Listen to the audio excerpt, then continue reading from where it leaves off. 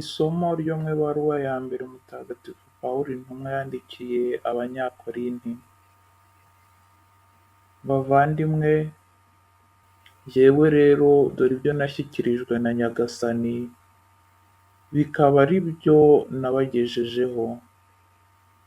Nyagasani Yezu araye ari butangwe, yafashe umugati, amaze gushimira arawumanyura, avuga ati, iki ni umubiri wanjye ubatangiwe, mujye mubikora namwe bibe urwibutso rwanjye.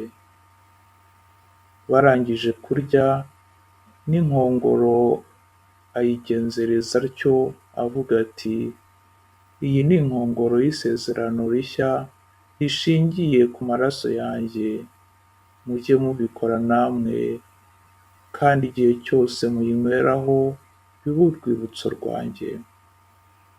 Kuko igihe cyose murya uyu mugati, mukanywa no kuri iyi nkongoro, muba mwamamaza urupfu rwa Nyagasani kugeza igihe azazira. Iryo ni ijambo ry'Imana.